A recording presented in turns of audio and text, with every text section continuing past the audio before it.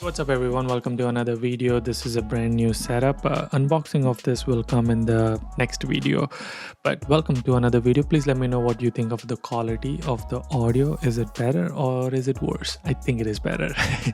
But hey, welcome to this video. In this video we're going to talk about the new H1B, well, not really new, but the H1B rule changes which USCIS just proposed, that as this is going to be the final rule.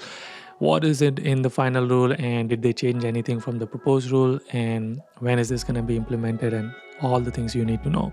Let's get started.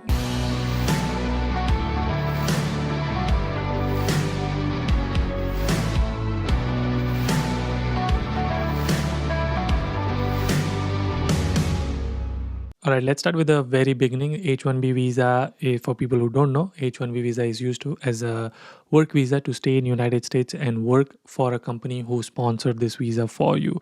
So that's H1B visa. USCIS and Department of Homeland Security together said that they're proposing this new rule or changes to the rule of H1B, where they want to change the process of H1B selection process. So right now, the process is that where they basically go to the lottery and pick a random selection of the candidate who are eligible for H1B visa. Let's say 100,000 people who applied for H1B. Out of 100,000, 65,000 people can be picked up from that lottery system. So imagine a pot. They just take a number like, oh, Yudi, you will get an H1B visa. So that's their process right now. That's a random selection process. So what they're saying is that they want to change this random selection process from there to a salary-based selection, which means that if you make more money, you will have higher chances to get H1B visa. Now, the minimum wage, they are saying the prevailing wage is level 3, level 4, which means that for if you were making $70,000, you now have to make $120,000, roughly about, think of it like 50-60% growth on your current salary. Even if you make less, you can still apply for it. It just means that people who are making higher salary than you will have higher chances that they will get selected. That's basically the gist of this whole thing, is that they want to change the random selection process to salary wage level selection. I do want to mention that me and Rajiv Ji, who's an immigration lawyer, we are going to go on a live stream on Tuesday, 3 p.m. Eastern time, New York time, which is 12 p.m. or noon California time, and 1:30 a.m. India time. I know, I'm sorry for people who are in India. If you're planning to watch it, it's going to be late, but I think this most affects for the people who are living in United States. So if you are a student, if you are on H1B or planning to get on H1B, or if you're on OPT, highly recommend you to join that live stream. Our plan is that we are going to talk through the whole process, and then also if anybody has a specific case, if anybody has a specific situation they would like to ask, that's where he will take the questions and we will answer those questions. Let's go back to the rule changes. So what happened in November, they said that they want to make this rule changes, and they proposed it. Now from November till January 3rd or 4th, I think on 4th they announced this. When was this? Release date was January 7th. I have the rule right here. So on January 7th, they said that we consider all the comments, and this is our final rule. So basically in that 60 days, they gave public or anybody or any professional corporate entity to comment that this is what we are thinking to change. What is your thoughts? You can comment on it.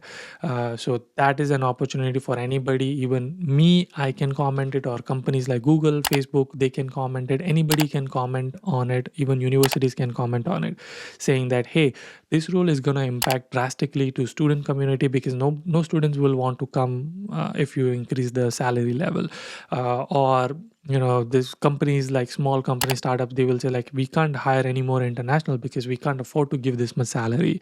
After that, they review this whole comments, and then they make a decision that, okay, looks like there's a lot more concern on this part, we're going to make changes to this part of the rule. Or, oh, looks like we shouldn't even pass this rule because there's a lot of concern about it. So they review all the comments from everybody, and then they make changes to the final rule. And this is the final rule after reviewing all the comments. And the final rule is no changes to the proposed rule. they want to keep everything same what they propose. In terms of final rule, there's no changes from the proposal. Check this video. In this video, I talked about what is the rule, but in short, they will basically select H1B visas based on the level of salary they make. So if you make higher, so if there are 5 people from Chico who are applying for H1B visas and I made the most money, I will have higher chances to get H1B visa. That's kind of the whole process of this H1B visa selection. I don't know how they're going to compare from city to city. That's the question I have for Rajiv Ji, that like in city of Chico, it's less, like, it doesn't have the cost of living and the level for me, I had to make $150,000. Example, I have to make $150,000, but the same person in Bay Area or in New York or Boston, they have to make $180,000. So what happens if that person is making 180 and I'm also making 150? We both are eligible and we both are on the top level. Who gets picked? Does he get picked or do I get picked? So that's that. They haven't clarified that, and I don't know how they're gonna make that decision on selection. That is one of my concern. We will ask that to Rajiv when he comes on the Tuesday live stream. That how are they gonna make that decision? I'm looking at the screen right here, and there are. If you go to the final rule with the link which they have given, if you click on it, you will go to actual final rule which they have. The whole rule has all the description which you need. It basically has current selection process and then what they want to change. They say what is the final rule they want to do. You can see it clearly says in the G section of the final rule that DHS is Department of Homeland Security is issuing this final rule as the proposed in the NPRM without modification to the regulatory text, which means they didn't make any changes to the proposed rule which they said. So no matter what people commented, they're going to keep it as is. After that, there are a lot of comments. So basically they are saying that they received 388 comments and they responded to all the comments. So there are some comments which are in support of this, which means they are saying that, hey, this is a great, I mean, there's a lot of fraud happening for H1B and this will remove all the frauds and this will only keep the high skilled labor in United States. And this is great. But then there are people who are opposing this, like universities, professors, and small companies, individuals. They're saying that this is going to harm US education. It's going to turn away all the talent and people are going to go to different countries. In fact, other countries are opening up more and making it easier for immigration, and you are making it way harder for immigration to be in United States. So if you have time and if you want, go through these comments and you will see some interesting comments. There are so many interesting comments in it. Like universities are literally saying that, hey, if you implement this, the biggest factor is that people are coming here to get a job and real world experience. But if they can't get H1B visa, how are no students are going to come to our university, and it's going to drop our university admission rate way drastically. So their response, I've read their response, and their response is basically saying that that's not true. We disagree, because we still give you, if they do a STEM-based course, we will still give them 3 years of OPT, 1 year of OPT, 24 months of extension. That should be enough. And if they start somewhere at lower level, so for example, if you start at 80,000, you are expected that on third year you will be at least getting, if you are highly skilled, basically the whole argument is that if you are highly skilled, then you will make enough money, you will be able to go to 120,000, 130,000, which is the prevailing wage, and be able to apply for H1B visa. So the whole concept is behind highly skilled laborers. What they're trying to do is remove this fraud from companies who do multiple application for a single candidate. So basically what they're referring to is that, like staffing companies or consultancies, they call it consultancies. So basically what they do is they have a network of companies and they hire people in their company, they file H1B visa, and basically they take the employee and place it onto the other companies.